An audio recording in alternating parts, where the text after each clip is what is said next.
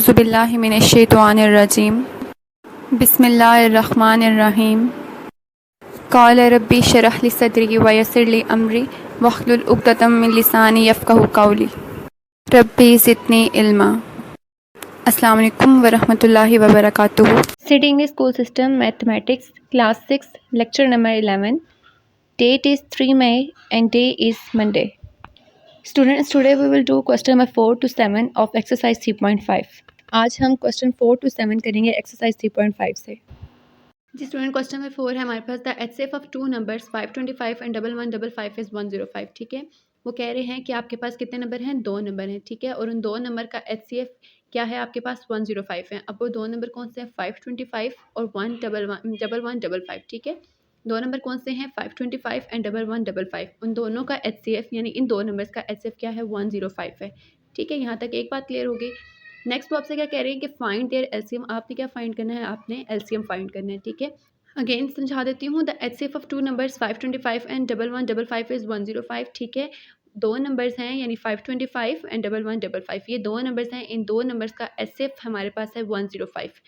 Next वो कह रहे हैं कि आपने क्या फाइंड करना है? आपने एलसीएम फाइंड करना है। अब हम सोल्यूशन देखते हैं। सोल्यूशन में सबसे पहले स्टूडेंट्स आपने क्या करना है कि आपने क्वेश्चन को समझते हुए डाटा को लिख लेना है। जब आप डाटा को लिख लेते हैं तो क्वेश्चन को सॉल्व करने में बहुत आसानी हो जाती है। सबसे पहले कि उन्होंने क्या बोला है कि टू नंबर्स का HCF क्या है? 105 है। अब वो टू नंबर्स कौन से हैं? फर्स्ट नंबर हमारे पास 525 है एंड सेकंड नंबर पर हमारे पास 1155 है। ठीक है, तो हम इसी डाटा को लिख लेते हैं। हम पहले लिख लेंगे फर्स्ट नंबर हमारे पास क्या था? 525। ठीक है, तो मैंने लिख लिया 525। सेकंड नंबर क्या है?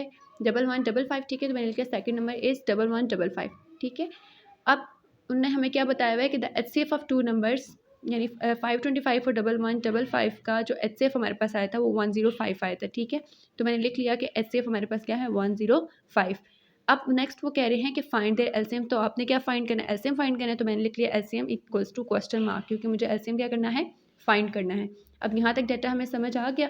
अब हम क्या करेंगे कि हमारे पास बुक में एक फार्मूला गिवन है इसके लिए कि अगर हमें HCF फाइंड करना हो या एलसीएम फाइंड करना हो और हमें नंबर्स गिवन हो तो हम किस तरह से फाइंड कर सकते हैं, कौन सा फार्मूला हम अप्लाई कर सकते हैं।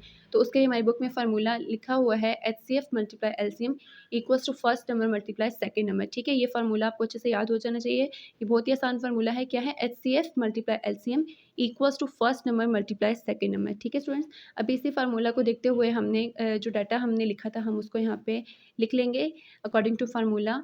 तो हमारे पास सबसे पहले क्या है? HCF हमारे पास अगर आप डाटा में देखें तो HCF हमारे पास क्या है? 105 है। ठीक है, तो मैंने HCF के रिप्लेसमेंट पे मैंने यहाँ पे लिख दिया 105। ठीक है, नहीं HCF की वैल्यू मैंने यहाँ पे लिख दी उसकी प्लेस पे।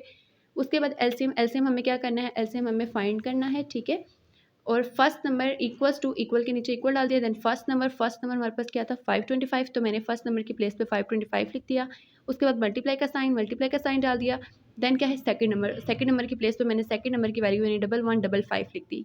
ठीक है, यहाँ तक आपको क्लियर हो गया? जस्ट फार्मूला के अकॉर्डिंग मैंने उनकी प्लेस पे जो आप हमें डाटा गिवन था मैंने वो लिख लिया। उसके बाद अब देखें आप स्टूडेंट तो एलसीएम जो है यहाँ पे 105 जो है यहाँ पे मल्टीप्लाई हो रहा है एलसीएम के साथ। ठीक है, तो एलसीएम तो हमें नहीं पता, एलसीएम हमें फाइंड करना है। तो यहाँ पे क्योंकि 105 मल्टीप्लाई हो रहा है लेफ्ट हैंड साइड पे, अगर मैं इसको राइट हैंड साइड पे लेके जाऊँगी तो वहाँ पे जाके क्या हो जाएगा? डिवाइड हो जाएगा। ठीक है, तो इसको मैं राइट हैंड साइड पे जब लेकर आई 105 को तो इस साइड पे आके वो क्या हो गया? डिवाइड हो गया। अब स्टूडेंट्स हमें देखना है कि क्या कटिंग हो सकती है। तो अगर आप देखें तो हमारे पास 105 को जब हम 5 टाइम मल्टीप्लाई करते हैं तो हमारे पास 525 बनता है। ठीक है, आप देख रहे हैं तो आप देख रहे हैं मैंने रफ वर्क में किया हुआ है कि 105 को जब हम 5 टाइम्स मल्टीप्लाई करते हैं तो हमारे पास क्या आ जाता है? 525 आता है। ठीक है, इसका मतलब मैं यहाँ पे कटिंग कर सकती हूँ 105 एंड 105 टाइम्स क्या बनता है? 525 बनता है। ठीक है, मैंने यहाँ पे कटिंग कर दी। अब नेक्स्ट स्टेप में मेरे पास क्या आ जाएगा? 5 मल्टीप्लाई हो रहा है 1155 से। ठीक है, मैंने लिख लिया और फिर जब मैंने इसको मल्टीप्लाई किया तो मेरे पास क्या आंसर आ गया? 5775। ठीक है, तो ये आपका क्या है? एलसीएम जो कि आपको रिक्वायर्ड था, जो कि आपसे मांग रहे थे क्वेश्चन में। जिसमें आप क्वेश्चन नंबर 5 देखते हैं। क्वेश्चन नंबर 5 क्या है? The LCM of two numbers. ठीक है, यहाँ पे भी क्या बात हो रही है कि टू नंबर्स का एलसीएम। ठीक है, यहाँ पे एलसीएम की बात हो रही है कि आपको एलसीएम गिवन है टू नंबर्स यानी 660 एंड 2100 का। ठीक है, ये दो नंबर 660 एंड 2100 का एलसीएम उन्होंने आपको क्या दिया है? 23100। अब आपको क्या फाइंड करना है? आपको HCF फाइंड करना है। अगेन समझ इस क्वेश्चन को। क्वेश्चन में क्या कह रहे हैं कि एलसीएम ऑफ टू नंबर्स यानी 660 एंड 2100 का एलसीएम क्या आ रहा है? 23100। ठीक है, यहाँ पे उन्होंने आपको एलसीएम दिया जबकि लास्ट क्वेश्चन में उन्होंने आपको HCF दिया था और आपको एलसीएम फाइंड करना था। और यहाँ पे सिचुएशन क्या है कि यहाँ पे आपको एलसीएम गिवन है और आपको क्या फाइंड करना है, एचसीएफ फाइंड करना है। सेम ये क्वेश्चन भी पिछले मेथड से ही होगा, जैसे हमने पहले वाला क्वेश्चन किया था, सेम वही मेथड यहाँ पे अप्लाई होगा, ठीक है। हम उस तरीके से सबसे पहले डाटा लिख लेते हैं। फर्स्ट नंबर मेरे पास क्या है 660, ठीक है। 2 नंबर्स दिए थे ना, तो पहला नंबर क्या है 660 एंड सेकंड नंबर क्या था 2100। तो हमने उसी को लिख लिया डाटा में। फर्स्ट नंबर 660 है, सेकंड नंबर इक्वल्स टू 2100, ठीक है। नेक्स्ट उन्होंने हमें क्वेश्चन में क्या दिया हुआ है कि एलसीएम ऑफ 2 नंबर्स, ठीक है। 2 नंबर्स का एलसीएम क्या है 23100, तो हमने यहाँ पे लिख लिया एलसीएम इक्वल्स टू 23100। अब उन्होंने क्या बोला, क्या क्या फाइंड करना है आपने क्या फाइंड करना था, एचसीएफ फाइंड करना था, ठीक है। तो आपने डाटा में लिख लिया HCF equals to question mark, क्योंकि आपने ये फाइंड करना है।